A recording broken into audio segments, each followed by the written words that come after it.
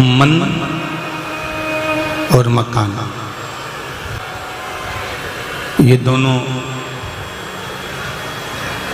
प्रतिदिन साफ होना चाहिए।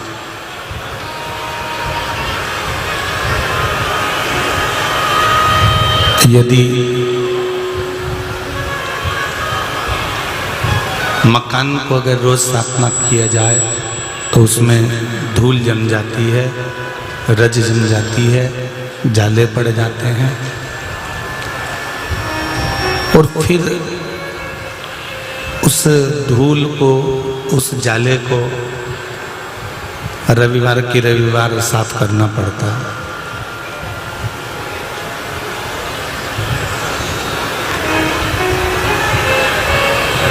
शिव पुराण कहती है, भगवान शंकर का पावन चरित्र कहता है, शंकर भगवान की कथा कहती है कि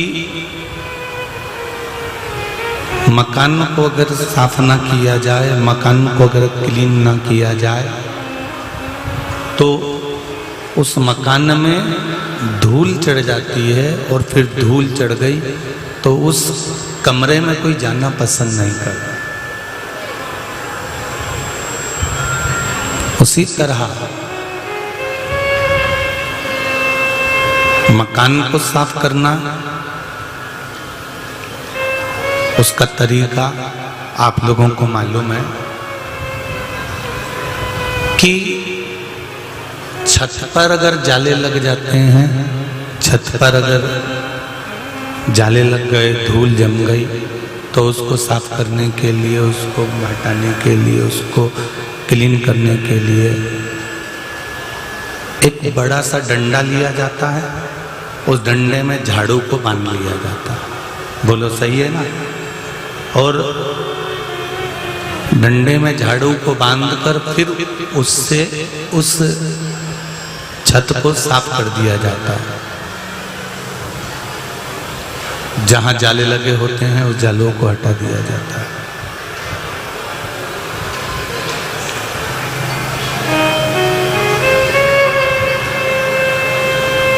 फर्श पर धूल जम जाती है तो झाड़ू से, पोछे से साफ कर दिया जाता है। आजकल तो पोछा भी नई नई डिजाइन का आ गया है, ऐसा डब्बा जैसा आता है, उसमें यूं डाल दो, वो घूम जाता है। बोलो, बहुत नई नई डिजाइन के पोछे आ गए हो।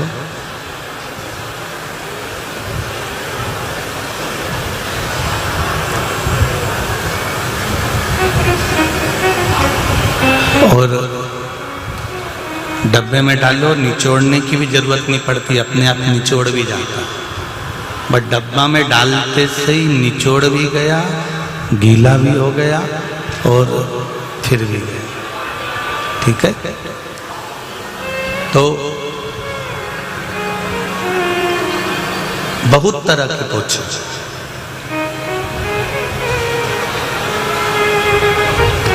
शिव पुराण एक बात कहती है,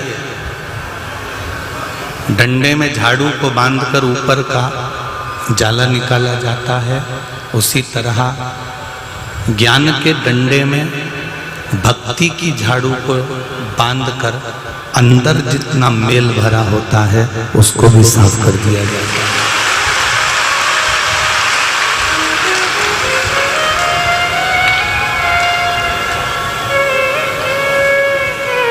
उसको धूल बहुत जम गई तो पोछा लगाना जरूरी है।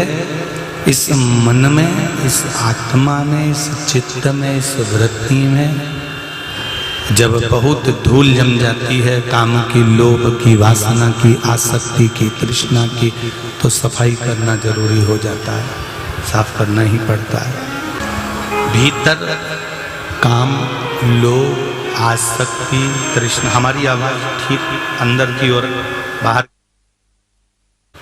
आसक्ति, लोभ, तृष्णा, काम, वासना, ये इतना कचरा भरा पड़ा हुआ है, इतना कचरा भरा पड़ा हुआ है कि ये क्लीन होता ही नहीं।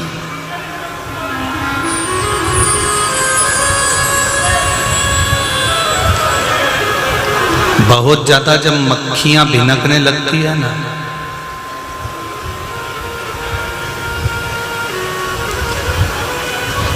तो थोड़ा सा फिनाइल वगैरह डालकर फिर साफ करा जाता है।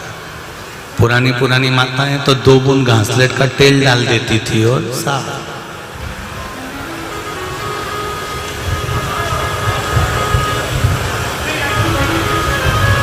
ये मक्खियों की आदत भी बड़ी विचित्र है।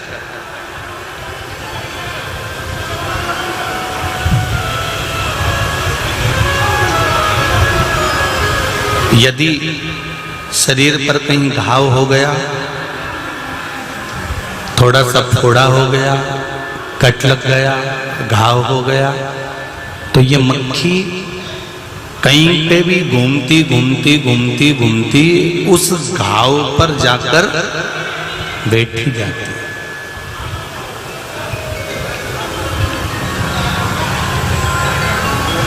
इसलिए डॉक्टर बड़े चतुर होते हैं। डॉक्टर घाव हुआ और उन्होंने पट्टी बांध दी। पट्टी उन्होंने इसलिए नहीं बांधी है कि ये थोड़ा सा अच्छा हो जाएगा। पट्टी अगर वो घाव में मलम लगाकर खुला छोड़ दिया जाए तो घाव सूख जल्दी जाता है, पट्टी से जल्दी खुले में सूखता है। पर पट्टी इसलिए बांधी जाती है, पट्टी इसलिए लगाई जाती है कि उस पट्टी के बांधने से मक्खी नहीं बैठेगी। अगर मक्खी बैठ गई ना तो वो घाव बेकार करता।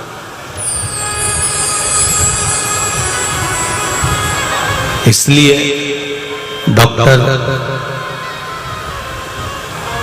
कटे हुए स्थान पर, घाव वाले स्थान पर पट्टी बांध देते हैं कि इस घाव को ढककर रखना तो मक्खी नहीं बैठेगी।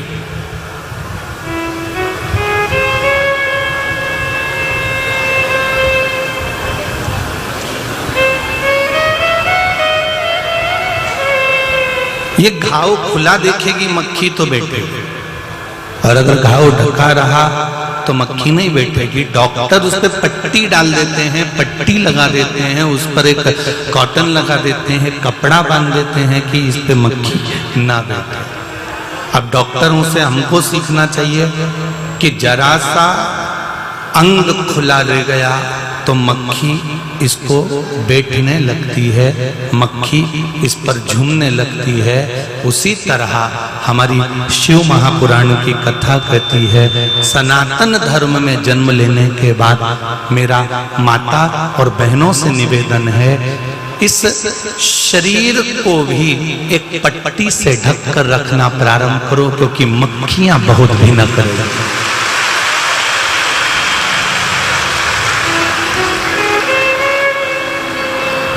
इंदौर में भी बहुत मक्खी है।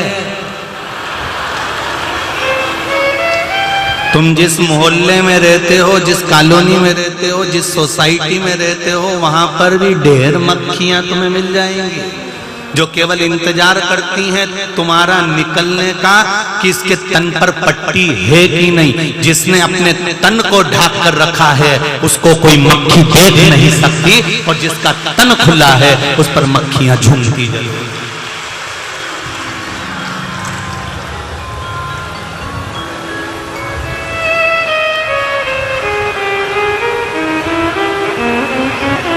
इतनी समझदारी तो सब में होना चाहिए कि भाई डॉक्टर जहाँ पर घाव हो जाता है वहाँ पट्टी बांध देता है, डॉक्टर जहाँ पर घाव हो जाता है वहाँ पट्टी पूर्ण तरह से बांध देता है।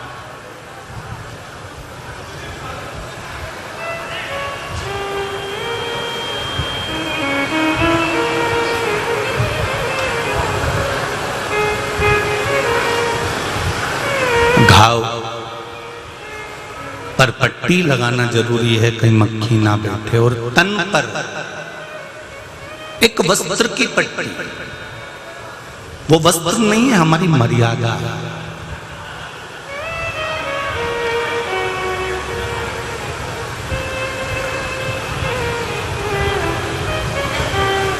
और मर्यादा की पट्टी जब तन पर डल जाती है सिर पर पड़ जाती है, फिर मक्खियां भिनकना बंद हो जाती हैं। शिव महापुराण की कथा कहती है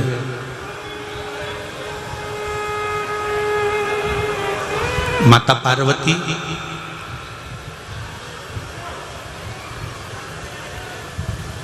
कुछ बर्तन को लेकर बाहर बैठी हुई थी और उन बर्तन को, उन बासन को माता पार्वती जी साफ कर रही थी, क्लीन कर रही थी।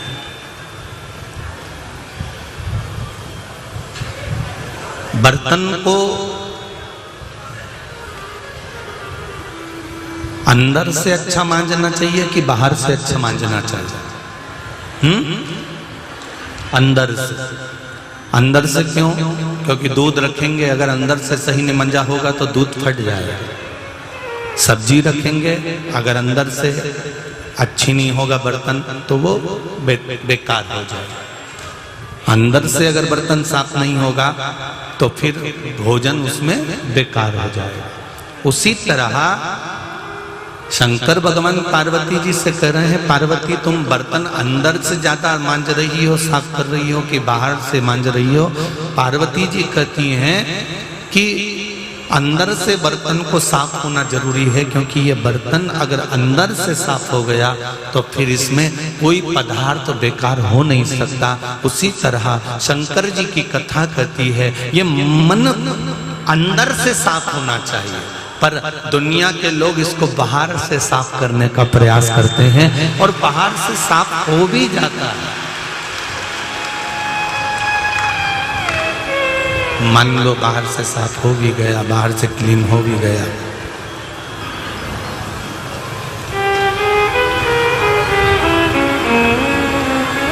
इसको बाहर से साफ कर भी लिया तो भी भीतर से थोड़ा साफ होना चाहिए।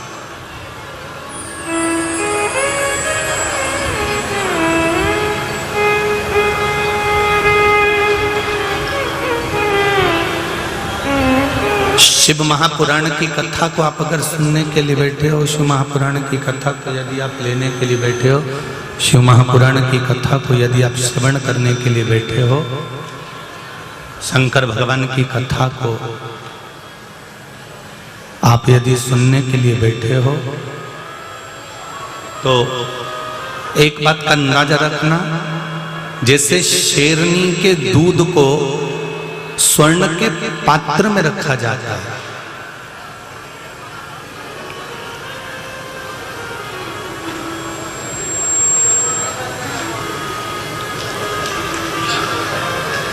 अगर शेरनी का दूध स्वर्ण के पात्र में नहीं रखेंगे तो वो दूध बेकार हो जाएगा।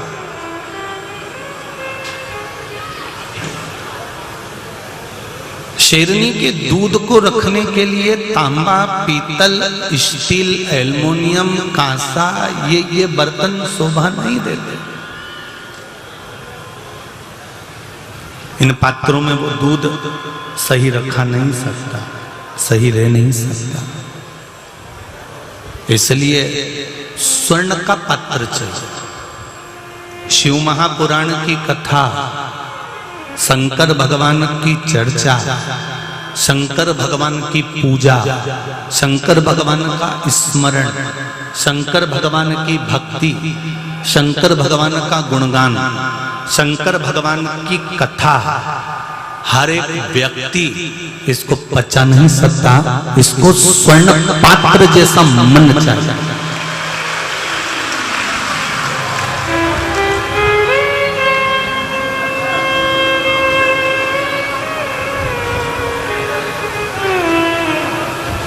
इसको स्वर्ण पात्र जैसा मन चाहिए।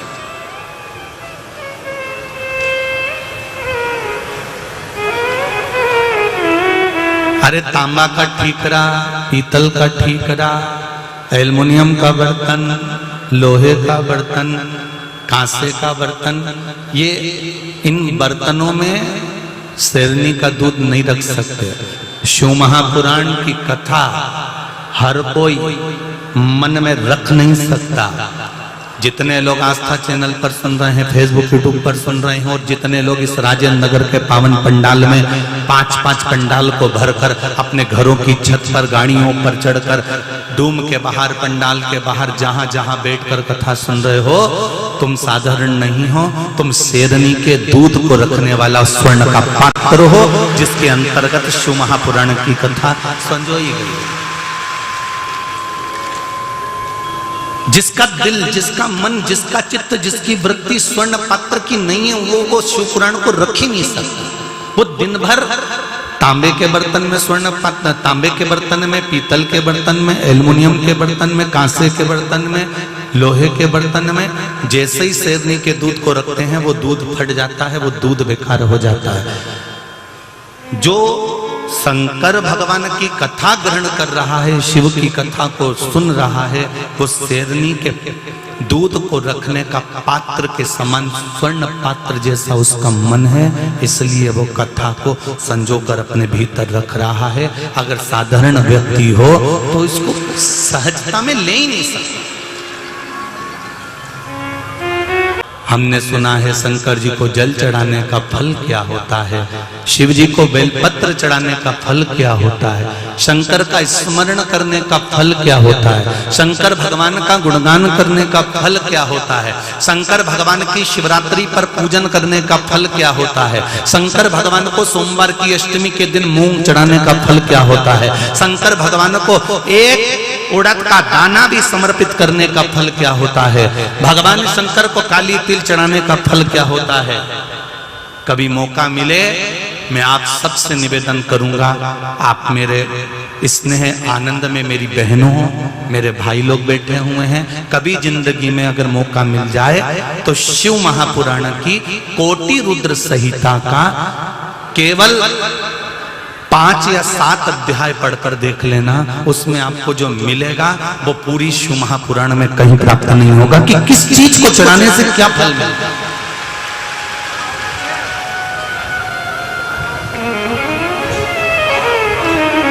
कौन सी वस्तु कहां चढ़ाई जाती है, किस वस्तु को किस जगह पर चढ़ाना है। शिव महापुराण की कोटि रुद्र संहिता को उठाकर पढ़ना, उसमें आपको सब कुछ मिलेगा। और कई लोग जो स्वर्ण पात्र जैसा मन जिनका नहीं है,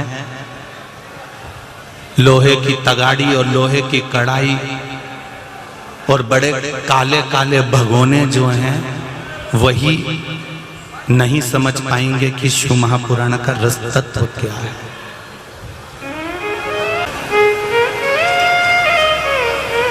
इस पत्र में लिखा है, गुरुजी, दुनिया के लोग कहते हैं कि आप उपाय बताते हो। हमारे कई परिवार वाले हंसते हैं कि ये तो टोटके वाला महाराज है। तो हमारा तो जीजी आपसे कहना है, दुनिया टोटके वाला कहे चाहे टोने वाला कहे, एक आध टोना लगे तो सही, महादेव का ही लगे तो कोई फर्क नहीं पड़ता, वो टोने वाला कहे चाहे टोटके वाला कहे। पर गुरुजी उसका फल क्या है शिव महापुराण का। और मेरा इतना सा निवेदन है, जो टोने वाला कहते हैं, टोटके वाला कहते हैं, उनसे निवेदन है, जो लोग पूछते हैं कि शिव महापुराण में ये कहाँ लिखा है, बेलपत्री का प्रयोग कहाँ लिखा है, काली तिल का प्रयोग कहाँ लिखा है, गेहूं के दाने का प्रयोग कहाँ लिखा है, धतूरे का प्रयोग कहाँ लिखा है, मूंग का प्रयोग कहाँ लिखा है, उड़द की दाल का प्रयोग कहाँ लिखा है। मैं आपसे करबद्ध निवेदन करूंगा कि गीता प्रेस गोरखपुर की कोटि रुद्र संहिता शिव महापुराण में से निकाल कर पढ़ना।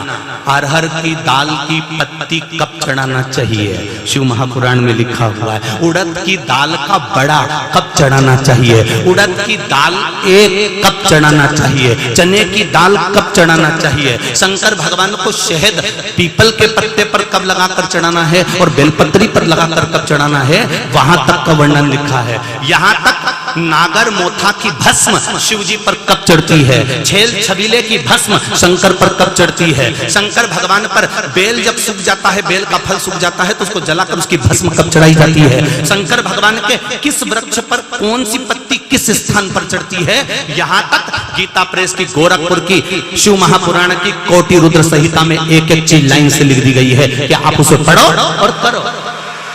अब तुम सियोर वाले महाराज को टोने वाला कहो चाहे टोटके वाला कहो, तुम्हारी मर्जी पड़े आग लगे बस्ती में और हम तो रहे मस्ती में, हमें कई फर्क नहीं पड़े तुम्हारे कहने से। उसने लिखा है, गुरुदेव लोग हंसते हैं पर मैं बताना चाहती हूँ, मेरा नाम द्रौपदी सेंधव है, मेरे पति बजे सिंह सेंधव हैं, कहीं बैठी हैं द्रौपदी जी सेंधव, कहीं बैठी हो तो हाथ हिलाइएगा। अच्छा वहां बैठी है, ठीक है, हाथ हिला दीजिए एक बार, हर हर, हाथ हिलाओ बहन, हर हर महादेव। मेरा नाम द्रौपदी जी सेंधव है, मेरे पति बंजे सिंह सेंधव हैं। उनके गले में दर्द होने के कारण हमने एम्बॉय हॉस्पिटल में, प्राइवेट मयूर हॉस्पिटल में दिखाया तो उनको जीभ के नीचे कैंसर की बीमारी बताई। तो मैंने और मेरे पति, मेरे पोते पोतियों ने विनती की कि हे भोलेनाथ, अगर मेरे दादाजी पूर्ण तरह से ठीक हो जाएंगे तो हम पशुपतिनाथ का निर्कंठ उपवास करेंगे। और 2 अप्रैल 2022 को हम कुबेरेश्वर धाम गए थे, वहां से हमें एक रुद्राक्ष प्राप्त हुआ। तब से हमने रुद्राक्ष का जल बिलपत्र और भोलेनाथ को अर्पण किया गया जल पिलाया। तो फिर हम डॉक्टर के पास गए तो उन्होंने ऑपरेशन का मना कर दिया और कहा कैंसर समाप्त हो चुका है। ये रिपोर्टें डॉक्टर की लगाई, ये सारी रिपोर्टें डॉक्टर की लगा दी होंगी।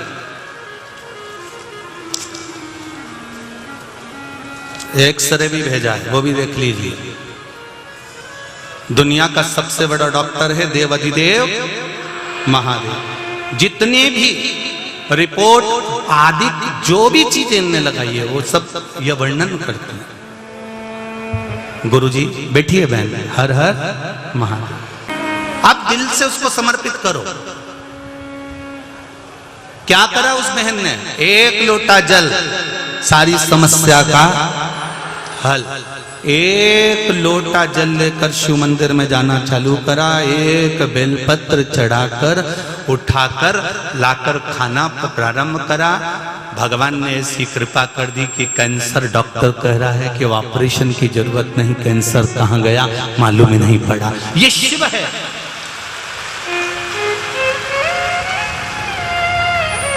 ये शंकर है। और केवल हमसे नहीं, जितने लोग आस्था चैनल पर कथा सुन रहे हैं, जितने फेसबुक यूट्यूब पर कथा सुन रहे हो और जितने इस पंडाल में कथा सुन रहे हो, आप अपनी सोसाइटी में, आप अपनी कॉलोनी में, आप अपने मोहल्ले में किसी शंकर भगवान को जल चढ़ाने वाले एक व्यक्ति से रोक कर पूछना कि तुझे शंकर भगवान का मिश्रा जी इतना कहते हैं लोटा भर जल चढ़ाओ, उसका कुछ फल मिला कि नहीं मिला? अगर फल नहीं मिला होता तो ये 5-5 पंडाल फल नहीं भरे होते और पब्लिक बाहर नहीं खड़ी होती।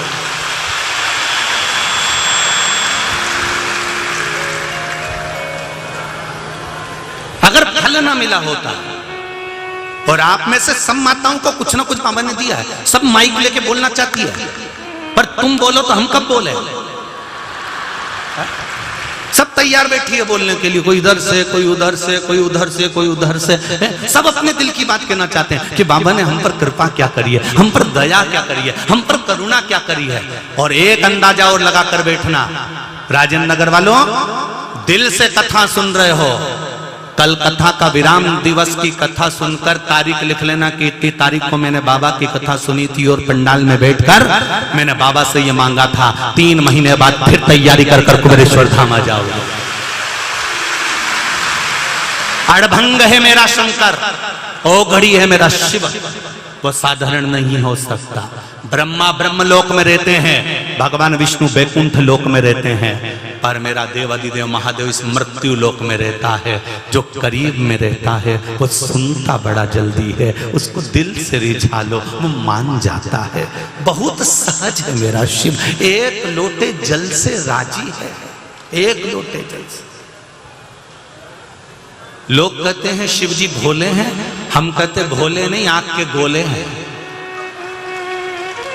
शंकर भगवान भोले नहीं है, आग के गोले हैं। बस एक बात का अंदाजा रखना कि शंकर भगवान भले आग के गोले हैं, इसलिए उनका नाम है रुद्र। रुद्र मतलब क्रोध में रहते हैं। पर शंकर भगवान फिर भोले कैसे, उनका नाम भोला कैसे? तो शिव जी का नाम भोला जब पड़ा, जब उनके भक्त इतने भोले कि एक भक्त तड़प मुंह में पानी भर कर गया और हाथ में पत्ती तोड़कर मांस लेकर शंकर के मंदिर पहुंच गया।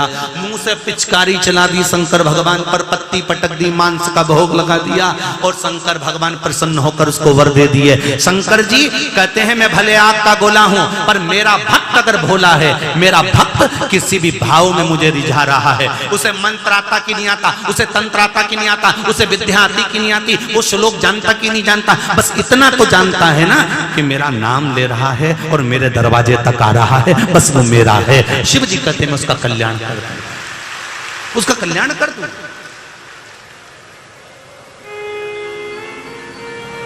कौन होगा संसार में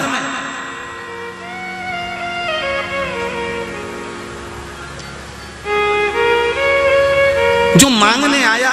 वो लंका का राजा रावण मांगने आया तो शिवजी प्रसन्न होकर बोले मांग तुझे क्या चाहिए? तो क्या कुछ नहीं, आपकी धर्म पत्नी दे दो।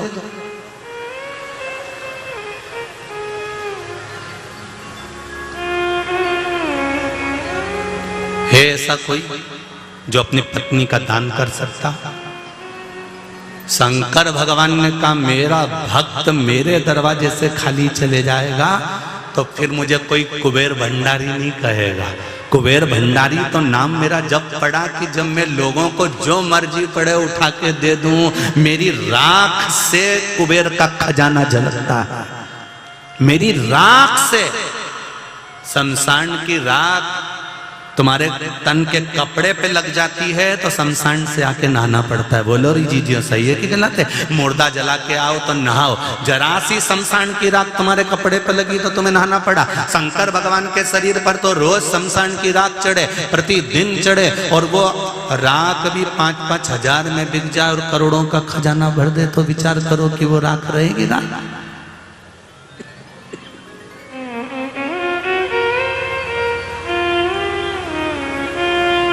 कौन होगा ऐसा जो धर्म पत्नी का भी दान दे दिए? रावण कहने लगा हमको पार्वती जी दे दो। भगवान के शंकर जी के ले जा, लेके जा। अच्छा है मेरी आफत तू ले जा, मैं कई दिक्कत ले जा। पार्वती जी ने आंख में जल भरकर कहा आपने अपने भक्त को अपनी धर्म पत्नी दे दी?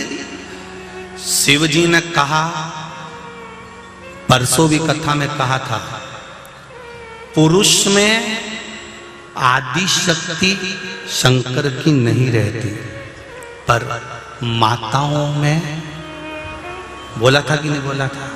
आदि शक्ति शंकर की रहती है। शिव जी ने कहा पार्वती स्त्री, नारी, कन्या जब मां के गर्भ से जन्म लेती है ना, एक रिसर्च को पढ़ना, अगर हमारी बात पर विश्वास ना हो तो मोबाइल पर रिसर्च कर कर देखना। एक महिला पुत्र को जन्म देती है तो उसके 5 साल आयु के घट जाते हैं, और जब महिला कन्या को जन्म देती है तो माता की उम्र बढ़ जाती है। कन्या के जन्म देने पर शंकर जी कह रहे हैं पार्वती, स्त्री का जब जन्म होता है तो उसमें आदि शक्ति शंकर की होती है। अब मैंने अपने भक्तों को तुम्हें दान दे दिया, अब तुम अपनी शक्ति का परिचय दो, तुम्हें कैसे बचना है तुम बच कर आओ। पार्वती जी ने कहा वाह शंभु वाह, वारे भोलेनाथ गजब। शिव जी बोले तो ऐसे ही।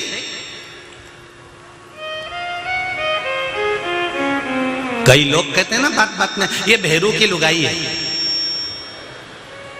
तो ये भेरू की लुगाई है, तो भेरू की लुगाई मतलब ये भेरू तो ये, अरे बोलते तो जाओ, भैरवी। सही है कि गलत है? ये भैरू तो ये की लुगाई, अरे बोलो जम के बोलो, भैरवी। जब भैरू खप्पर लेके नाच सकता है तो क्या भैरवी मुंड लेकर नहीं नाच सकती है?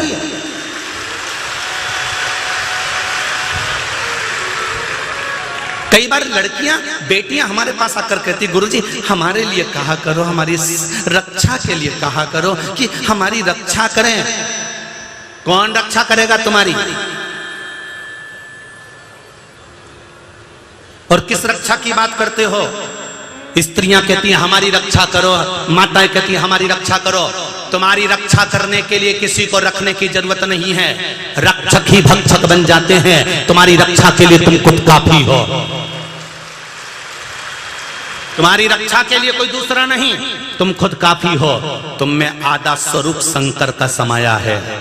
आदि शक्ति भवानी की जय, दुर्गे महारानी की। तेरे शरीर में आदि शक्ति भवानी की है और आदि शक्ति शंकर की है।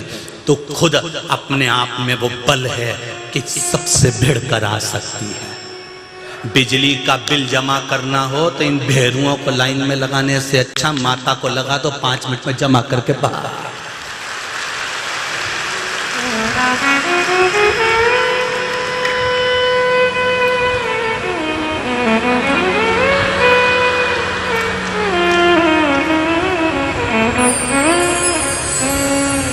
राशन की दुकान पे राशन मिलता है, भेरुअन तो बस बीड़ी धुनके में बैठे रहे और ये जाए झोला ले लुआ के और थोड़ा सा जाके हट रहा है उनंग सर की जा, वो के मेरा नंबर है थरबा आपका, और बहुत झोला लेना लगाई ना घर बुराई। अब बोलो भेरू की लुगाई, भेर भी आई कि नहीं आई?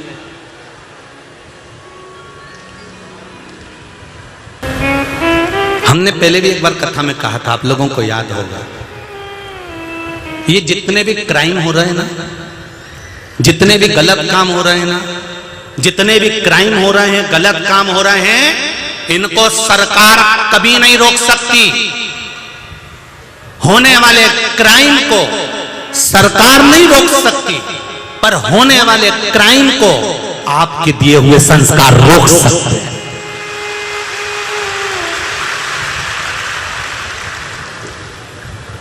सरकार क्राइम नहीं रोक सकती है, पर संस्कार क्राइम रोक सकते हैं। आप जो संस्कार देंगे अपने बच्चों को, आप जो संस्कार देंगे आने वाली पीढ़ी को, आज आने वाली पीढ़ी जब शिवरात्रि की शिवरात्रि जल चढ़ाएगी या रोज जल चढ़ाने की आदत आप अपने बच्चों को, ये नजारा तुमने कभी देखा कि छोटे छोटे स्कूल के बच्चे स्कूल की ड्रेस में लोटा भर के पानी चढ़ाने शंकर जी के मंदिर जाते हैं? जो 2 साल से नजारा देख रहे हो, ये नजारा कभी जिंदगी में नहीं देखा। जरा जरा से बच्चे स्कूल जाने से पहले जल चढ़ाते हैं।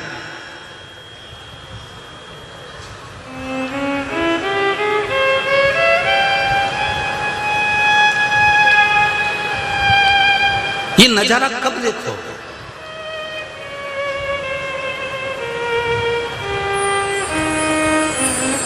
तो मेरा निवेदन इतना सा है कि बच्चों को देव संस्कार, ऐसा संस्कार दो, बच्चों को हाथ में 1 लोटा पानी चढ़ाकर कहो जाओ जल चढ़ा कर आओ। अभी बेटा सावन का महीना चल रहा है, 2 लोटा जल चढ़ा रहे हो आप लोग? 2 लोटा जल, कहा जाओ जल चढ़ाओ। एक शिव जी का भक्त था जिसका नाम था शंकर।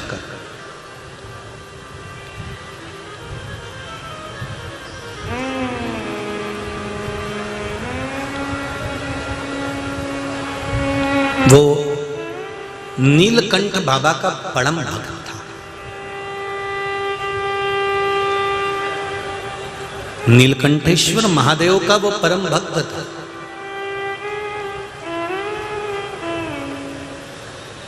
सावन का महीना आता,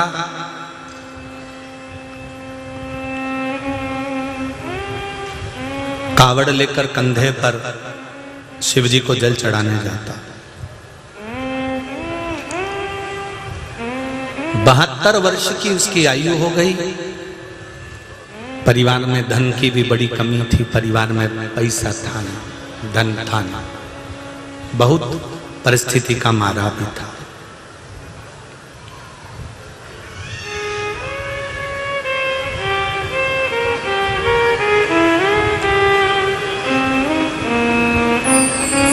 जिस भक्त को भगवान अपनी ओर बुलाता है ना, जिसको भी भगवान अपनी ओर खींचता है, उसको पहले भगवान आंखों में आंसू दे देता है, गिफ्ट।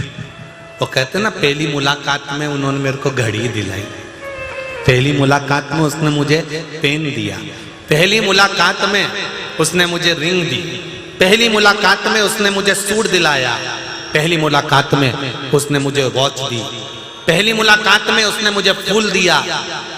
मेरा देवाधिदेव महादेव जिसको अपनी ओर खींचता है, पहले उसकी आंख में पहली मुलाकात में आंसू दे देता है।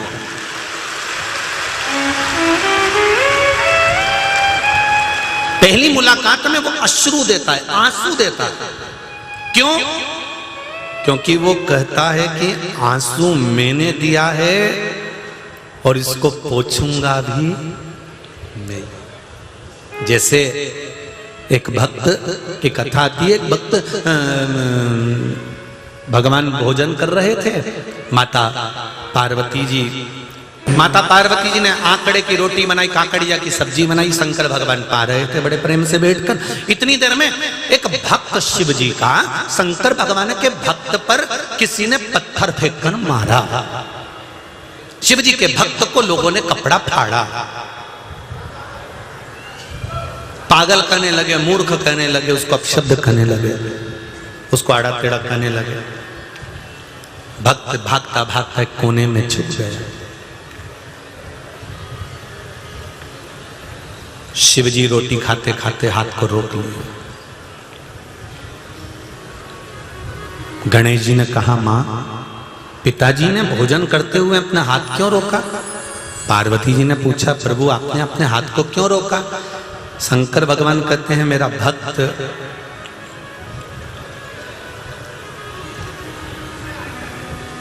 भूखा था, भोजन मांगने गया तो किसी ने उस पर पत्थर मार दिया।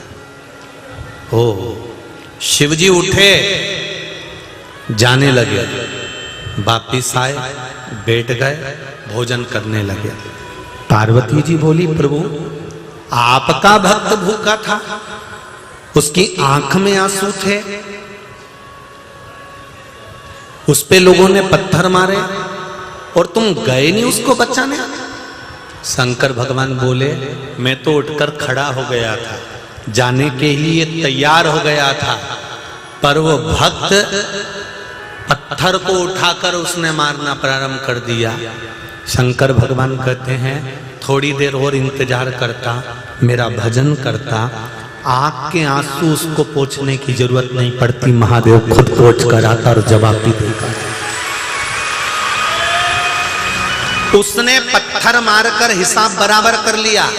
पत्थर इसने मारा, उसने पलट कर मार दिया, हिसाब बराबर हो गया। इसने गाली दी, उसने गाली बक दी, हिसाब बराबर हो गया। इसने थप्पड़ मारा, इसने थप्पड़ मारा, हिसाब बराबर हो गया। शिव महापुराण की कथा कहती है, कहने वालों को कहने दो, अपशब्द बोलने वालों को बोलने दो, ताने देने वालों को देने दो, आड़ा टेढ़ा बोलने वालों को बोलने दो। जितना जितना ये अपशब्द बोलेंगे, जितना जितना आड़ा टेढ़ा बोलेंगे, जितना जितना पत्थर उठाकर मारेंगे, समय का इंतजार रखना।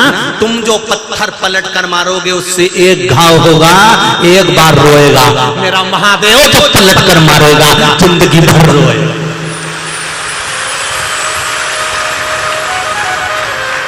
मेरा महादेव जब मारता है तो जिंदगी भर रोना पड़ता है। तुम्हारे रुलाने से कुछ नहीं होने वाला, उस पर विश्वास रखो। हमें पलटकर जवाब नहीं देना, हमें अपशब्द नहीं कहना। उसने आपको अपशब्द कहा, बहुत अच्छी बात। आपको गाली दी, बहुत अच्छी बात। उसने आड़ा टेढ़ा बोल दिया, बहुत अच्छी बात। हमारी शिव पुराण तो ये कहती है कि व्यक्ति को अगर परखना है तो उसको बोलने का मौका दो। काय का मौका दो? अरे बोलो तो जम के, बोलने का मौका दो।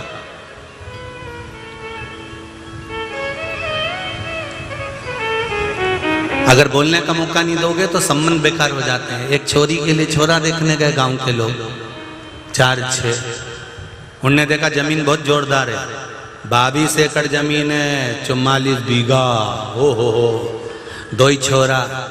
अच्छा, 4 बैल, 2 गाड़ी, ट्रैक्टर, ट्राली, बखर, सब जोरदार। मकान भी अच्छा बना गांव में, जोरदार।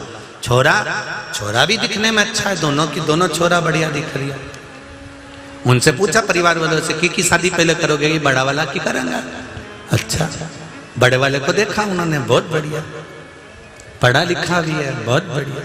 तो क्या पक्का कर दे? पक्का कर दे।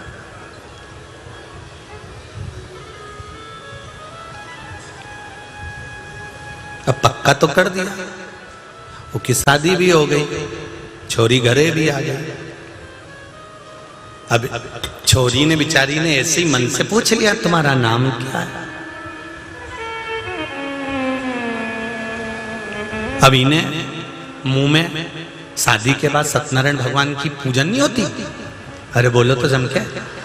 इसने सत्यनारायण भगवान का मुंह में प्रसाद रखा था और लाड़ी बाजू में बैठी थी पल्लू डाल के, और उन्हें इससे पूछ लिया तुम्हारा नाम क्या है? उन्हें एक ही ओर देखकर मुंडा में तो पंजेरी और बोलना चालू करा, फू फू फू फू, चल चल चल, अब पूरी फू। अब इसको क्या मालूम था कि अटका, अब पूरी मुंह की पंजेरी लाड़ी के मुंडा पे।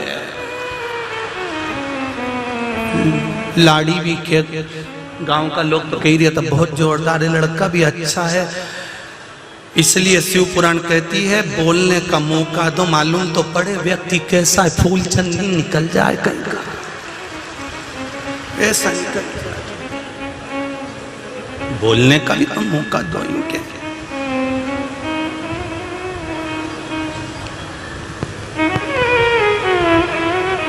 समझो, शंकर भक्त नीलकंठ की पूजन करता था, जाता, स्मरण करता, आराधना करता। सावन महीने में नियम था, कावड़ लेकर जाता था। कावड़ का मतलब आप लोगों को पहले भी वर्णन करा। सावन में 2 लोटे में या 2 बोतल में या 2 पात्र में जल भरकर लेकर शिव जी को समर्पित करना, मतलब गंगा और पार्वती को शंकर की साक्षी देना, और थोड़ा सा जल उसमें से बचाकर लाकर, कावड़ का जो जल जाता है उसमें से थोड़ा जल बचाकर लाया जाता है। वो जल घर में छीटा जाता है, आचमन किया जाता है। क्यों? क्योंकि हे भोलेनाथ, हमने सावन महीने में जो आपकी कावड़ चढ़ाई है, ये अगला वर्ष सावन का आए तो जैसे हम कलश भर कर लेकर गए हैं, ऐसे ही हमारे घर में भंडार भरा रहे। इसलिए कावड़ को ले जाते हैं और लाते भी।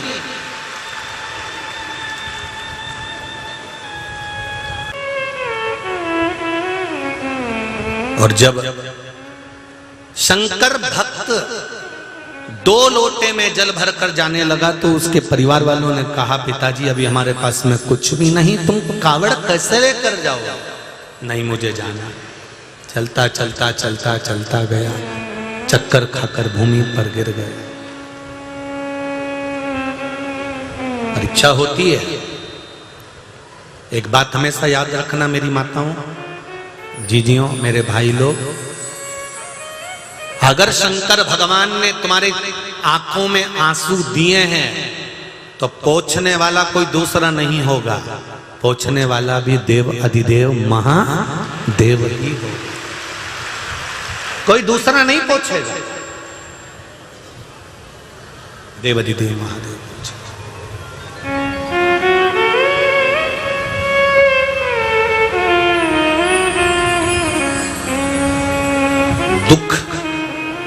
आता है, ऐसा नहीं कि नहीं आता, दुख आता है, पर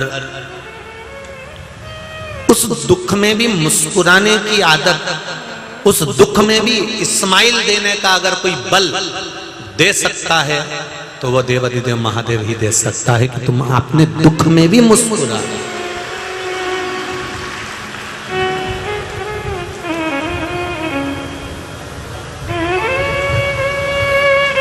आंवले के वृक्ष के नीचे, पीपल के वृक्ष के नीचे, बेलपत्री के वृक्ष के नीचे जब हम एक लोटा जल समर्पित करते हैं तो केवल जल समर्पित नहीं करते। जब हम भगवान के बेलपत्री का पेड़ वृक्ष हो या आंवले का वृक्ष हो या पीपल का वृक्ष हो, जब हम जल समर्पित करते हैं, उस जल को समर्पित कर कर हम केवल जल इस भाव से समर्पित करते हैं कि भगवान स्वीकार कर रहा है, पर जल जब समर्पित कराया जाता है, जल जब चढ़ाया जाता है, तो उस जल का भाव पद्म पुराण में लिखा है कि जब हम भगवान का आंवले का वृक्ष, बेलपत्री का वृक्ष, पीपल का वृक्ष, इसके नीचे जब जल चढ़ाते हैं तो हम अपने वंश की वृद्धि करते हैं। हमारा वंश उससे कम नहीं होता, बढ़ता है।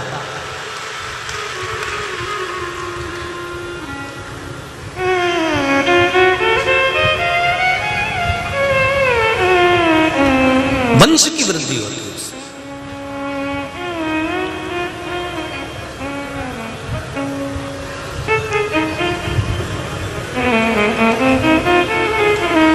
शंकर भगत गिरा, उठाया, अगले वर्ष फिर सावन का महीना आया, फिर गए, रोका नहीं, माना, फिर चले।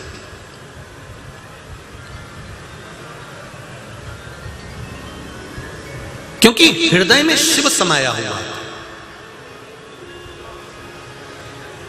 जब मन के अंदर, हृदय चित्त में जब भगवान बैठ जाता है तो तुम्हारी संपूर्ण इंद्रियों को संभालना, परिवार को संभालना, ये शिव का कार्य है।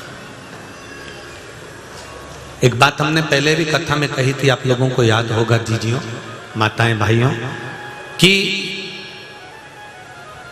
मंदिर का अगर जल लेकर हम भगवान शंकर को जल चढ़ा रहे हैं तो सबसे पहले लोटे का किराया, लाइट का किराया और जो पानी मंदिर का लिया उसका किराया पहले दान पेटी में डालो। बोला था कि नहीं बोला था? अरे बोलो तो जम के, बोला था ना। मंदिर में अगर मंदिर का पानी लेकर हम शंकर भगवान को चढ़ा रहे हैं तो पहले पुजारी जी को, पंडित जी को, मंदिर के जो महंत हैं, संत हैं या पुजारी है या पंडित हैं, पहले उनको 1 रुपया जमा करो कि ये अठन्नी लाइट की, अठन्नी हमने लोटा लिया उसका। और अगर 1 रुपया आप जमा नहीं कर सकते, 5 रुपए 10 रुपए आप उनको नहीं दे सकते, तो फिर शास्त्र कहता है कि हमें अपना जल लेकर जाना चाहिए। अपना जल, अपने परिंडे का, मटके का, हंडे का, जो भी तुम्हारे घर में जल हो उस जल को लेकर जाओ। जब घर में से जल लेकर जाते हैं तो घर अन्नपूर्णा रसोई घर हमारा केंद्र के अंतर्गत होता है। जब हम उस जल को लेकर जाते हैं तो हमारे परिंडे के जल को लेकर जाते हैं तो पितृदोष समाप्त होता है। घर में से लेकर निकलते हैं तो वास्तु दोष समाप्त होता है। और पूरे दरवाजे पर से लेकर जब जल ले जाकर शिव जी को समर्पित करते हैं तो काल सर्प दोष समाप्त होता है। 3 दोष घर के जल शंकर भगवान को चढ़ाने से समाप्त हो जाते हैं। पहला कौन सा दोष? बोलो जम के, पितृदोष। दूसरा वास्तु दोष। तीसरा काल सर्प दोष।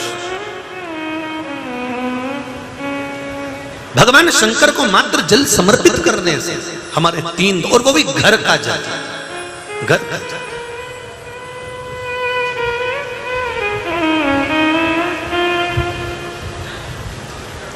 अच्छा, एक बात और अच्छे से समझ लो, बाजार का अचार अच्छा लगता है कि घर का? जम के तो बोलो, घर का।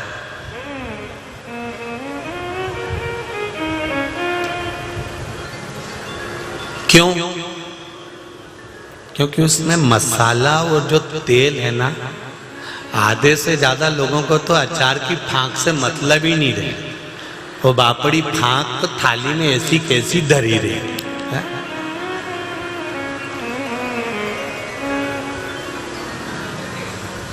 तो बाकी के लोगों तो काय से मतलब उसको अचार का तेल और अचार का मसाला, फांक से उसे कोई मतलब नहीं।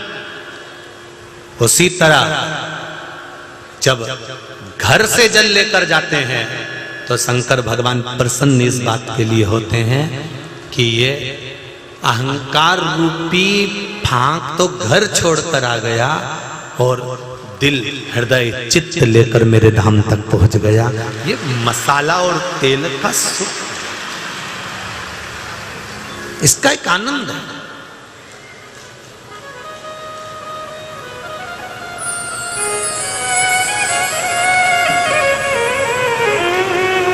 आप दिल से उसको स्वीकार करेंगे तो वो दिल से मिलेगा। तेरी कृपा है, तेरी उदारता। पार्वती मैया बर्तन को साफ कर रही थी। अब देखिए, कभी किसी कथा में तुमने सुना, कोई कथा में सुना कि लक्ष्मी जी ने बर्तन साफ किए? किसी कथा में सुना कि माता सरस्वती ने बर्तन साफ किए? किसी कथा में आपने सुना कि इंद्राणी ने बर्तन साफ किए? नहीं। शिव महापुराण के अंतर्गत जो भगवान शंकर के परिवार का वर्णन करा गया, उस परिवार के वर्णन में आता है पार्वती मैया अगर घर में बासन मांज रही हैं या बर्तन सेवा कर रही हैं या भगवान भोलेनाथ जी के लिए भोजन का निर्माण कर रही हैं या शिव जी के चरणों की सेवा में अगर कोई वस्तु लग रही है, तो कहीं ना कहीं उसकी श्रेष्ठता हमको मिलती जाएगी। एक बात बहुत ध्यान से सुनना आप लोग, आप मंदिर में जाकर अगर थोड़ी बहुत पोछा लगा रहे हैं, कितने लोग हैं जो मंदिर में जाकर शिव जी की सफाई करते हैं? जरा हाथ उठाओ। सभी लोग करते हो? रखो, बहुत बढ़िया, धन्यवाद, बहुत बहुत बहुत बहुत धन्यवाद। शिव मंदिर में जाकर, शंकर भगवान के मंदिर में जाकर यदि आप लोग सेवा कर रहे हैं, बुआरी लगा रहे हैं, झाड़ू लगा रहे हैं या सेवा में लीन है, सेवा कर रहे हैं, तो बुआरी लगा रहे हैं, झाड़ू लगा रहे हैं, सेवा कर रहे हैं, और उस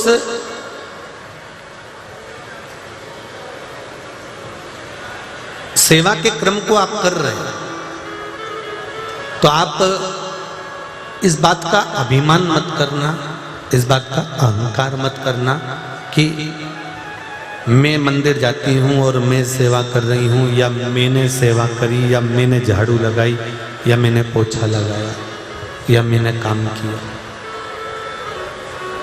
इस बात का अहंकार अपने भीतर ना है, बल्कि भगवान को धन्यवाद देना कि पूरी सोसाइटी को छोड़कर, पूरी कॉलोनी को छोड़कर, पूरे मोहल्ले को छोड़कर मेरे घर में इतने सारे सदस्य रहते हैं, इन सब को छोड़कर आपने अपनी सेवा के लिए मुझे चुना, उसके लिए धन्यवाद।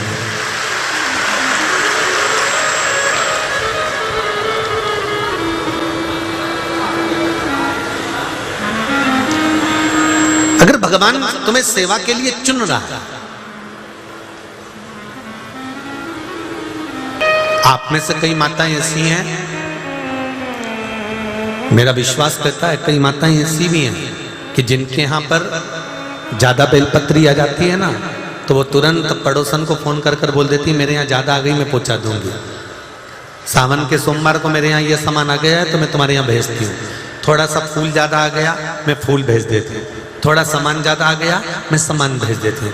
किसी किसी के यहाँ देवास से इंदौर आ रहे होते हैं और मक्का मिल जाती है, भुट्टा मिल जाता है, ज़्यादा ले आते हैं तो पड़ोसी के यहाँ दे देते हैं, 2 तू ले जा, वो जी के यहाँ दिया ना, 2 उसके यहाँ दे देना।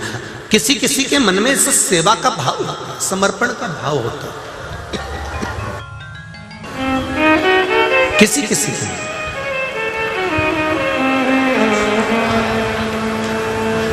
और जब सेवा का भाव रहता है, समर्पण का भाव रहता है, तो आपके भीतर ये अभिमान ना आए, आपके भीतर ये अभिमतता ना आए कि मैं उनके यहाँ बेलपत्री भेजती हूँ। हमारे बगीचे के फूल आते हैं तो हम उनके यहाँ फूल भेजते हैं।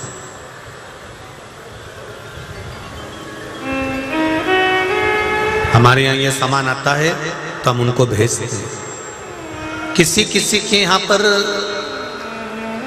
गाय का दूध ज़्यादा आ जाता है और किसी के यहाँ जाता रहता है, डिलीवरी रहती है या बीमारी रहती है, तो भी वो भेज देते हैं कि ये मैं उनके यहाँ भेज देती हूँ, मैं उनको प्रदान कर देती हूँ। भगवान को धन्यवाद दो, भगवान को साधुवाद दो कि हे प्रभु तेरी बड़ी कृपा है जो तूने मुझे सेवा के लिए चुना है। मेरे यहाँ बेलपत्री आई और वो बेलपत्री मैंने दूसरे के यहाँ पहुंचाई, तो भगवान ने ये तुमको हाथ देने के लिए बनाया। और आज हम अगर दे रहे हैं, ज्यादा आई तब हमने दिया है ना, तो भगवान से ये भी प्रार्थना करना कि तू मुझे जो भी दे झोली भर कर देना, तो मैं ये दोनों हाथों से लुटाती रहूं, देती रहूं, समर्पित करती रहूं। ये तेरी कृपा से मिल सकता, ये तेरी दया से।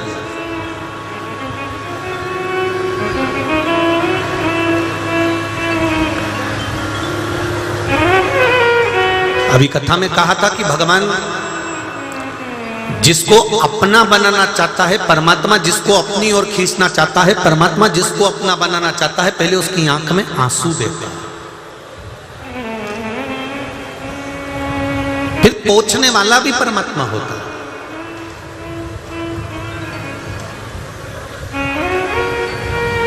हलवा बनाना किस किस को आता है? जम के बोलो जरा। और चीला, चिल्ड़ा, पहले नियम था, घर में नई बहू आती थी तो सबसे पहले चिल्ड़ा ही बनवाते थे। परीक्षा चीले से ही चालू होती थी। और कितनी भी पढ़ी लिखी बहू आ जाए और कितनी भी समझदार आ जाए, पहला चिल्ड़ा तो बिगड़े ही। चाहे कुछ भी हो जाए, चाहे घी डाल दो, चाहे कितना भी कुछ डाल दो, पहला जब तवे पे डलता है। और बहुएं बेचारी तक घूंघट करके जब चीला बनाती थी, डालती थी, और वो डालते सी ऐसा ढेला की ढेला भरा हो जाए, अब बेचारी आंख में आंसू भरे, डोकरी ना जाने क्या कहेगी। तो चतुर बहुएं होती थी तो वो तो लंबा घूंघट कर पुरा के और उसको झारे से, वो पलटा से उसको उधेड़ के निकाल के और चूल्हा में डाल देती थी। इतने में सांस दौड़ के आती, क्यों बदबू कहीं आ रही है? कहीं नहीं, वो लकड़ी बदबू मार रही है। बड़े बड़े चतुर होते थे, बड़े चतुर।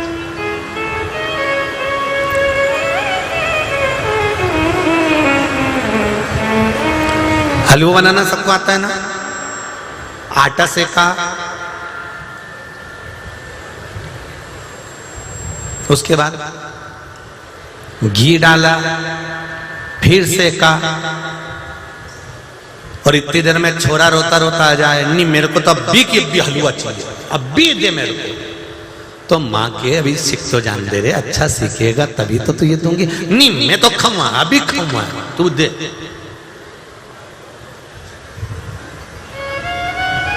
अब वो आटा आधा सीखा और माँ ने प्लेट में निकाला और वो में थोड़ी शक्कर मिला के दे दिया। अच्छा लगेगा क्या? आटा सीखा ही नहीं था, कच्चा। इतने में छोरा ने कहा, माँ तू तो कहती थी हलवा बहुत अच्छा लगता है और ऐसा लग रहा है तो बुरा भात का। और छोरा ने उठाया, इतना सा खाया और पटक दिया, नहीं खाया। फिर बाद में जब आटा सीख गया, घी में अच्छा सीखने के बाद उनमें पानी डाल दिया। पानी डालने के बाद अच्छा उसको फिर शक्कर डाली, इलायची पाउडर डाला, फिर छोरा को दिया तो छोरा पूरा की पूरा कटोरी भर के निपटा गया। तो माँ से कहा, माँ अभी हलवा खाया था तो बेकार लग रहा था, अभी खाया था तो बुरा लग रहा था, और वही हलवा अब खा रहा हूं तो अच्छा लग रहा है। इतने में माँ अपने बेटे को समझाती है, बेटा पहले कच्चा था इसलिए उसमें स्वाद नहीं आया, जब वो पक गया तो उसमें स्वाद आ गया। माँ कहती है, बेटा यही संसार की रीति है। शंकर जी के मंदिर जाना तुमने अभी चालू ही करा है, एक लोटा पानी चढ़ाना चालू ही करा है, बेलपत्री चढ़ाना चालू ही करा है, झाड़ू पोछा करना चालू ही करा है। शंकर जी का श्री शिवाय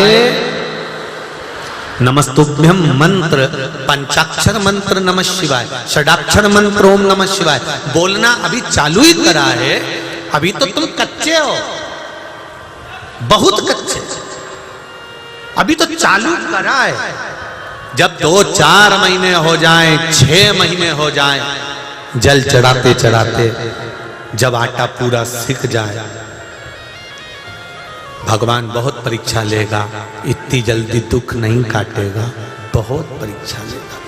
पर विश्वास अगर दृढ़ हो गया, तुमने जिस दिन मन में सोच लिया कि अब तो चाहे कुछ भी हो जाए मैं कहीं जाऊंगी ही नहीं, अब तो तारेगा भी शंकर और मारेगा, फिर साथ ले। एक पत्र आया, देखिए,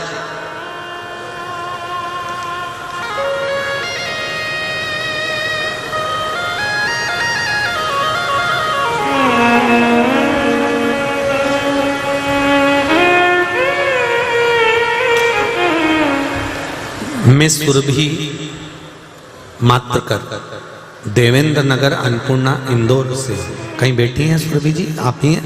हर हर महादेव। श्री शिवाय, अच्छे जम के बोलो जरा, श्री शिवाय नमस्तुभ्यम। मैं सुरभि मात्रकर देवेंद्र नगर अन्नपूर्णा नगर इंदौर से हैं। मेरे को मेरे गले में नीचे गठान हो गई थी और वो गठान पस के रूप में बदल गई। फिर हम डॉक्टर साहब के यहाँ गए उनको दिखाने के लिए, तो डॉक्टर ने बोला कि चीरा लगेगा, ऑपरेशन होगा और फिर वो गठान को निकाला जाएगा। हमने बहुत इलाज करवाया लेकिन कोई फर्क नहीं पड़ा। मैंने जल चढ़ाना प्रारंभ किया और बेलपत्री खाना प्रारंभ किया। आपने जो रात्रि को 9:15 वाला एक उपाय बताया था, वो उपाय करना प्रारंभ करा, धतूरे वाला। बाबा की कृपा से, भोले बाबा की ऐसी कृपा हुई, हम कुछ दिन बाद डॉक्टर के पास गए तो डॉक्टर ने बोला कि अब ऑपरेशन की भी जरूरत नहीं है और चीरे की भी जरूरत नहीं है, गठान गल चुकी है। ये शिव है। अब ठीक हो बाबू? हर हर महादेव। बैठिए। श्री शिवाय नमस्ते। शिव कृपा होती ही ऐसे। एक पत्र और है, देखिए।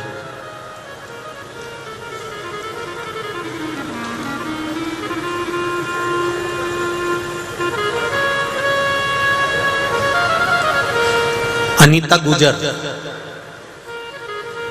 द्वारकापुरी इंदौर, कहीं बैठी हो तो हाथ हिला सकती हैं।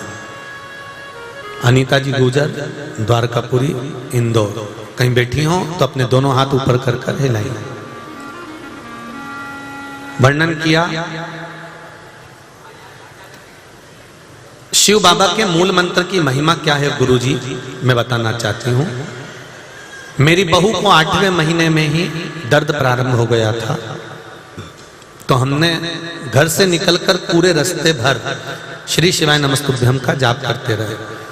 अस्पताल पहुंचे तो डॉक्टर ने बताया कि बच्चा उल्टा और छोटा है, तो ऑपरेशन करना पड़ेगा।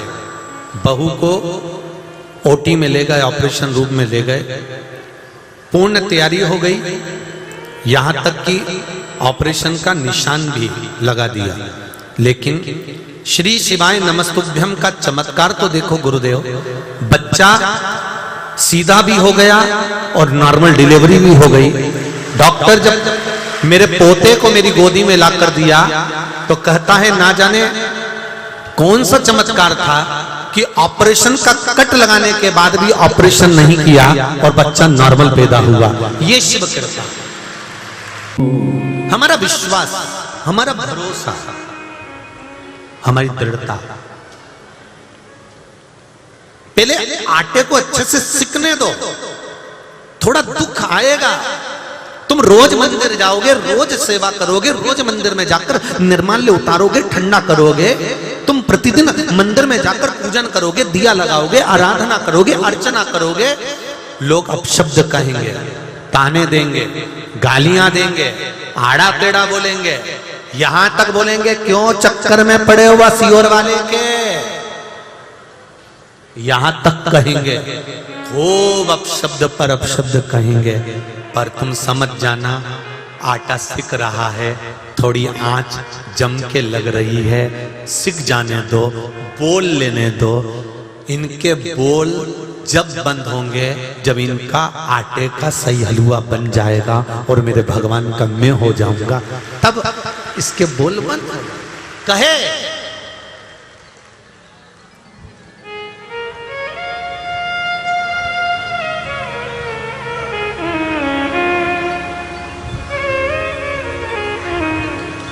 वो बोल रहा है ना, बोलने दो।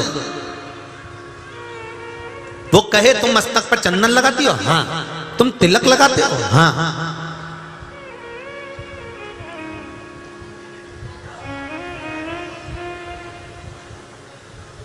कई लोग हमसे कह देते हैं ये श्री शिवाय नमस्तुभ्यम, ये तो शंकर जी को नमन करने का, प्रणाम करने का मंत्र है, प्रणाम करने की स्तुति का मंत्र है, और आप जनता को कहते हो श्री शिवाय नमस्तुभ्यम बोलो, श्री शिवाय नमस्तुभ्यम बोलो। तो गलत क्या है?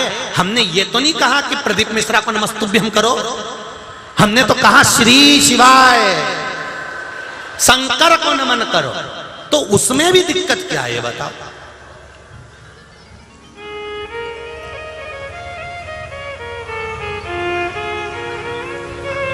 नमः शिवाय का मतलब भी यही तो है, नमन करता हूं मेरे शंकर आपको।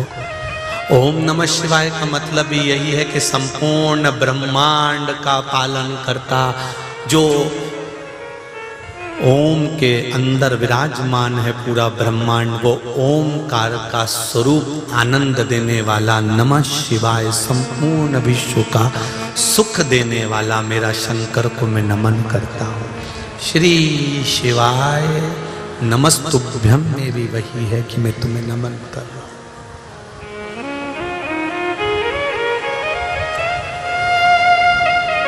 उसमें भी लोगों को कहें कि बताओ श्री शिवाय नमस्तुभ्यम कोई मंत्र है?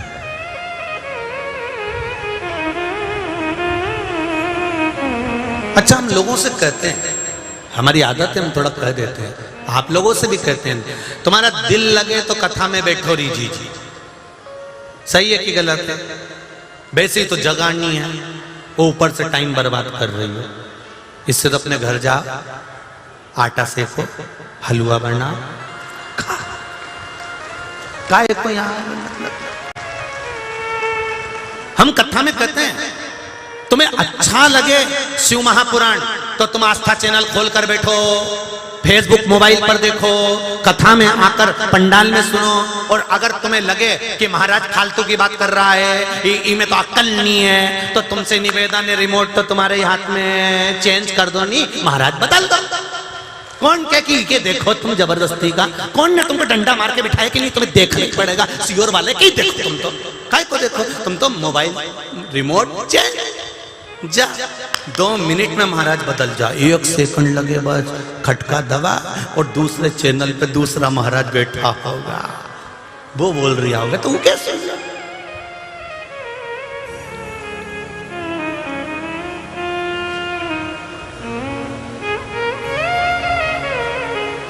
और राजेंद्र नगर वालों ध्यान रख लेना, यहां पर कथा सुनने आए हो तो यहाँ कथा सुनने के लिए तुमको पीले चावल नहीं दिए थे। मेरा महादेव तुम्हारे दिल में आ गया था, इसलिए तुम महादेव की कथा में आ गए। ये तो महादेव की दिल में आया तो महादेव की कथा में पहुंचे हो। तुम्हें लेकर जाने वाला तुम्हारा पति तुमसे के थक जाता है कि चल मैं तुझे वहां ले चलूं, चल, तो तुम नहीं जाओ री जी अकड़ के बैठ जा, नहीं जाऊं, जा कर ले जो। तुम इतनी अकड़े लो कि तुम उनके साथ कहीं जाओ नहीं। दूसरी पड़ोसन के हम जा रहे हैं तो चल रही क्या, मातक होके आ रहा है, मैं तो नहीं जाऊँ, मारा पानी गिरी दिया, मैं तो नहीं जाऊँ, दादा हमारा पाँव में फिसली जाए, मैं तो नहीं जाऊँ। है तुम तुम्हारी पड़ोसन के कहने पे नहीं जाओ, भेरू के कहने पे नहीं जाओ, छोरा छोरी के कहने पे नहीं जाओ, तो तुम कहीं मारे कहने पे आओ। वो तो शंकर जी पकड़ के लिए आया तुमको, तो तुम आ गए, नहीं तो तुम कहीं जा। फालतू की बात।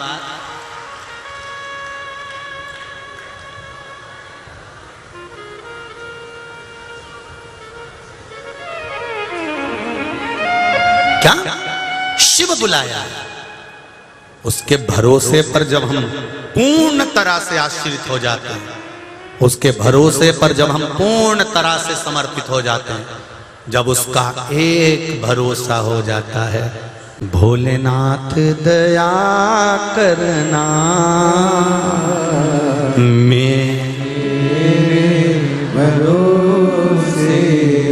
जब हम उसके आश्रित हो गए, उसके भरोसे हो गए, अपना परिवार, छोरा छोरी, परिवार, कुटुंब, कबीला सब उसके भरोसे पर हो गया। अब तुम्हें विश्वास हो गया, जब भी दुख आया तुमने याद कर लिया मेरा शंकर बैठा है, श्री शिवाय नमस्तुभ्यम। छोरे से कह दिया एक लोटा पानी चढ़ाया, जा जाकर जा तो काम हो जाएगा, तो चिंता मत कर, तो जा तो सरी, तो जाना शंकर जी के मंदिर तो पहुंच, तो शिव जी के दरवाजे तो जा, तो भगवान की आराधना तो कर।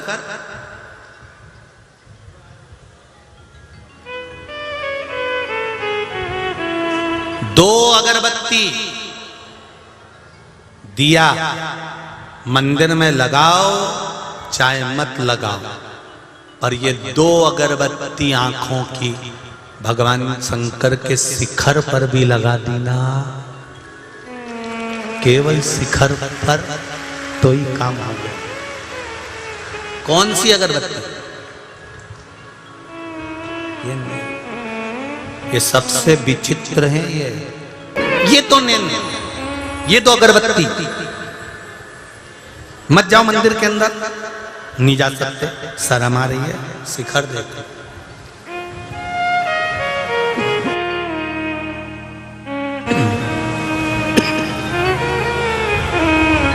शिखर का दर्शन कर, यदि शिखर का दर्शन भी कर लिया तो वो मिल गया, मिल जाए।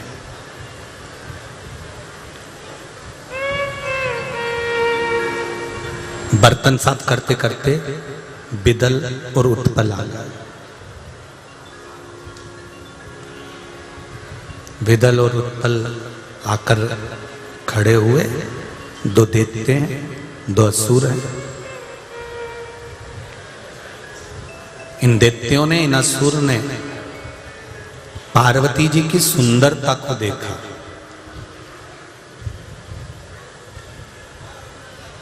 और इनकी बुद्धि बदली। बगीचे में फूल सुंदर लगे हैं पर देखने के लिए लगे, सुगंध लेने के लिए लगे, तोड़ने के लिए नहीं। तोड़ने के लिए नहीं है। देखा पार्वती मैया बड़ी सुंदर है, बहुत सुंदर,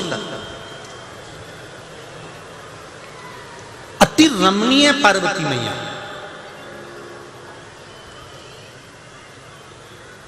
पर शिव महापुराण की कथा कहती है पार्वती जी से ज्यादा सुंदर है देवाधिदेव महादेव का, बहुत सुंदर है मेरे शिव।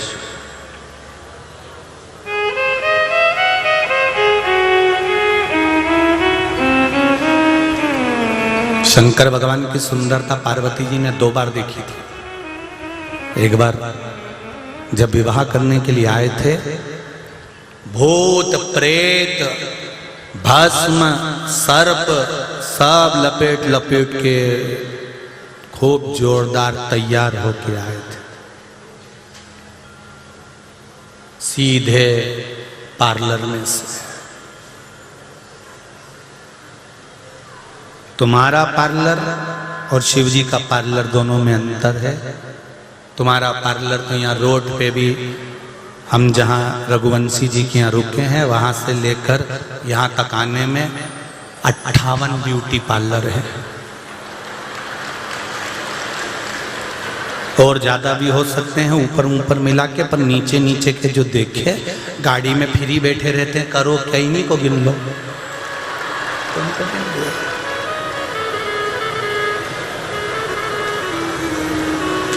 तुम बोलो तो कल से नाम भी लिख लूं, इसमें कोई दिक्कत वाली बात। वहां से लेकर यहां तक में 58 ब्यूटी पार्लर हैं। सारे पार्लर में श्रृंगार होता है, ऊपर का श्रृंगार होता है, उससे पति रीझ जाता है। पति का श्रृंगार होता है तो पत्नी रीझ जाती है। और एक ब्यूटी पार्लर वो 58, ये 59वां। एक ब्यूटी पार्लर ये शिव महापुराण का कथा का पंडाल है, ये भी ब्यूटी पार्लर है। उसमें श्रृंगार होता है तो पति रीझता है, इसमें आत्मा का श्रृंगार होता है जिससे महादेव रीझता है, मेरा शंभू रीझ। पार्लर ये भी है।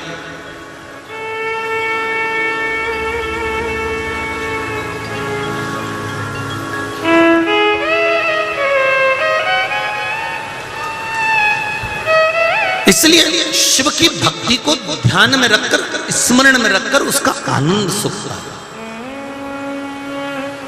आज कथा का कौन सा दिन है? जम के बोलो जरा। छठा। कल कथा का 7वां दिन, कथा विराम, मतलब कोरोना का बूस्टर डोज कल लगेगा, निश्चित है। एक डोज और लग जाए कल का, ओके बाद तो कोरोना बापड़ा कहीं के भी पढ़ा रहे, अपने कोई दिक्कत नहीं। बस शिव जी से भी ये प्रार्थना करना कि चित्त वृत्ति मन ये आपके चरणों में लगा दे, आपके चरणारविंद में रमा रहा। शंकर भगवान भी गए, आपके पार्लर और शिव के पार्लर में अंतर है। शंकर भगवान कहाँ तैयार हुए थे? शमशान में, भस्म रखाकर, जटाजूट बांधकर, क्या जोरदार श्रृंगार करा था। भगवान शिव तो बस बांध बुला कर और नंदी पर बैठकर चल दिए थे। और नंदी पर भी बैठे थे ना शादी के समय पर, तो इंद्रदेव ने कह दिया था कि आपकी शादी है, कम से कम सीधे तो बैठ जाओ। नंदी पर भी उल्टे बैठे थे, इधर नंदी का मुंह, उधर शिव जी का मुंह। तो ब्रह्मा जी ने पूछ लिया तुम उल्टे क्यों बैठे हो? शंकर भगवान बोले हमारा कोई बाप नहीं, हमारा कोई भाई नहीं, बारात कैसे देखेंगे? आगे से नंदी देखेगा, पीछे से हम देखेंगे, इसलिए उल्टे बैठे। शिव है।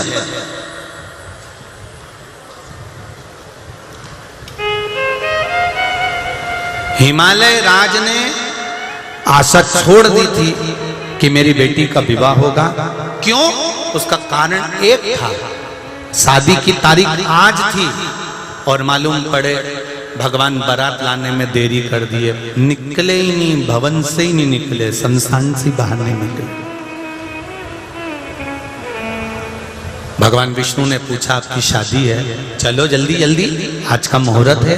शंकर भगवान बोले मेरा मुहूर्त अभी आया नहीं, मेरा मुहूर्त आने दो, जब मैं चलूंगा। 4 दिन निकल गए, शिव जी का मुहूर्त नहीं आया। तब सामने से एक अर्थी निकल कर आ रही थी, लोग चिल्ला रहे थे राम नाम, जम के तो बोलो राम नाम सत्य है। लोग चिल्लाते चिल्लाते आ रहे थे, शंकर भगवान उठ के खड़े हो गए, मेरा मुहूर्त हो गया। शिव जी की बारात तब चली जब सामने से अर्थी आई। आज भी शिव महापुराण की कथा कहती है, किसी को स्वप्न में मरा हुआ देख लो, अर्थी देख लो, मुर्दा देख लो, तो घर में कोई ना कोई खुशखबरी मिलने वाली होती है। महाराज शिव महापुराण की कथा कहती है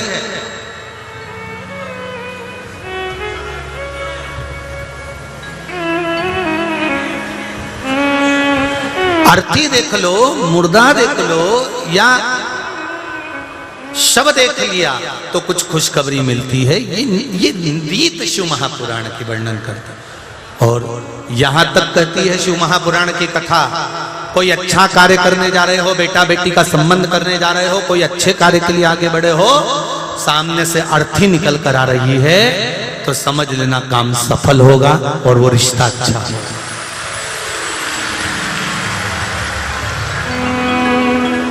तो इसका मतलब ये नहीं है कि तुम शमशान के पास घर बना लो, नहीं तो कई लोग चतुर है, उन्होंने कहा महाराज जी बोले हैं कि अर्थी दिखे तो शुभ कार्य होता है, तो उन्होंने कहा घर या शमशान के बाजू बना लो, रोज आता जाता देख लेंगे, काम अच्छा रहेगा। नहीं, अनायास, अचानक, अनायास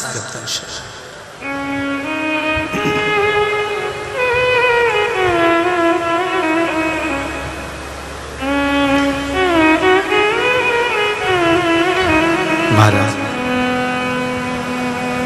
भगवान देव अधिदेव महादेव पार्वती मैया विराजमान थी, बड़ी बड़ी सुंदर थी, बड़ी सुंदर। विदल और उत्पल ने पार्वती जी को देखा और देखकर विदल और उत्पल ने पार्वती जी को पाना चाहा। जैसे ही पार्वती को पाने के लिए प्रयास करा, माता पार्वती जी ने गणेश जी के हाथ में एक शस्त्र होता है कुंदुक, पार्वती जी ने वो कुंदुक उठाकर प्रहार करा तो विदल और उत्पल के प्राण छूटे और वो कुंदुक जाकर भगवान शिव के चरणों में गिरा तो शंकर जी का नाम कुंद कैश्वर पड़ गया। क्या नाम पड़ गया? कुंद कैश्वर। बोल कुंद कैश्वर भगवान की। शिव जी का नाम कुंद कैश्वर पड़ गया। कुंदुक का प्रहार करने,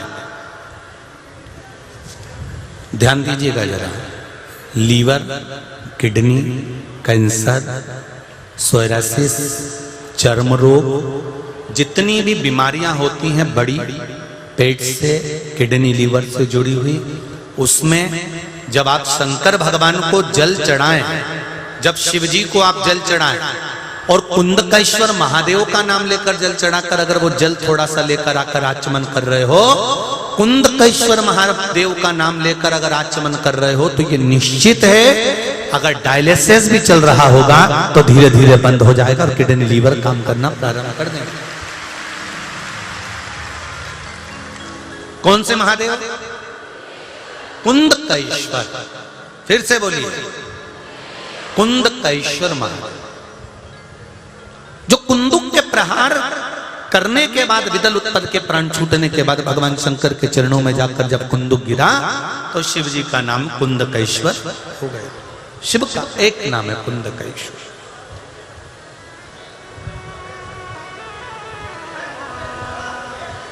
एक बात और ध्यान रखिए, जब प्रयास करना, प्रैक्टिकल भी करना, ठीक है? और प्रैक्टिकल जरूर करा करो। प्रैक्टिकल करने में कभी पीछे नहीं हटना। कहीं सीओर वाला महाराज झूठ तो नहीं बोल गया, इसलिए प्रैक्टिकल तो कर लिया। प्रैक्टिकल करने में बिल्कुल पीछे मत हटो तुम तो।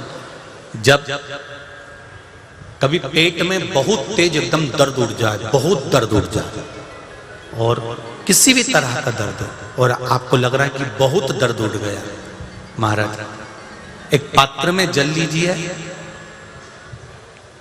जल लेकर अपने घर के अंदर कहीं पर भी मटका होता हो, हंडा होता हो, रसोई घर में कहीं ना कहीं तो पानी रखते हो ना। ऐसा कोई रसोई घर ही नहीं होगा जिसके घर में कहीं ना कहीं पानी नहीं हो। अगर पानी नहीं होगा तो आरओ लगा होगा, वहां आरओ के पास भी खड़े हो सकते हो। पानी का कोई भी एक स्रोत, क्योंकि रसोई घर में जहां पर भी पानी होता है वह हमारे पूर्वजों का, हमारे पितरों का स्थान होता है। और हम कहते हैं कि हमारे पूर्वज पितर भगवान शिव के कृपा पात्र हैं, तो वहां खड़े होकर उस जल को आधा गिलास, एक कटोरी कुंदकेश्वर महादेव का नाम लेकर 7 बार भी अगर कुंदकेश्वर महादेव का नाम लेकर उस जल को शिवजी का स्मरण कर कर उस व्यक्ति को पिला दिया जाए जिसके पेट में दर्द हो रहा हो। लगभग 10 से 15 मिनट लगेंगे और धीरे धीरे धीरे धीरे दर्द समाप्त होना प्रारंभ हो जाएगा। कुंदकेश्वर महादेव का स्मरण करो। कौन से महादेव? कुंदकेश्वर। भगवान कुंदकेश्वर का स्मरण करते सहज। हम कई बार कहते हैं कि शिव मंदिर में भी जाओ और अगर परिवार में अगर किसी को रोग है और उसके लिए अगर आप जल चढ़ा रहे हो तो कुंदकेश्वर का नाम लेकर चढ़ाइए। वो जल कुंदकेश्वर महादेव का नाम लेकर समर्पित। समय आया, भगवान कुंदकेश्वर के नाम से स्मरण हुआ। माता पार्वती जी ने शिव जी से भगवान से पुत्रों के विवाह के लिए वर्णन किया। गणेश जी का विवाह पक्का हुआ।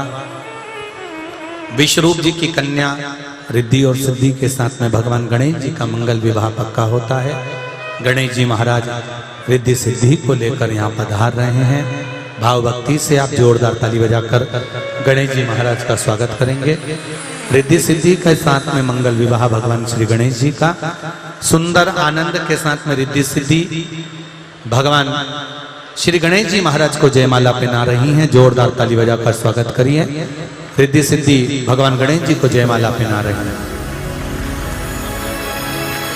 रिद्धि सिद्धि के जयमाला पहनाने के बाद भगवान श्री गणेश जी महाराज रिद्धि सिद्धि के गले में माला डाल रहे हैं। रिद्धि सिद्धि ने अपने गले की माला निकालकर वापिस भगवान श्री गणेश जी महाराज को समर्पित करी है। भाव से सुंदर जयमाला होते ही भगवान गणेश जी महाराज ने अपना हस्त कमल रिद्धि और सिद्धि के ऊपर रखा है। देवताओं ने पुष्पों की वृष्टि करी, गंधर्व गान करे, अप्सरा नृत्य करी, चारों तरफ सुख समाहित हुआ। हर हर महादेव हर। सुंदर आनंद से भगवान देवाधिदेव महादेव का पावन घर में रिद्धि और सिद्धि का आगमन होता है। आप सभी लोगों को बहुत बहुत साधुवाद देते हुए आज की छठे दिवस की कथा को विराम दे रहे हैं।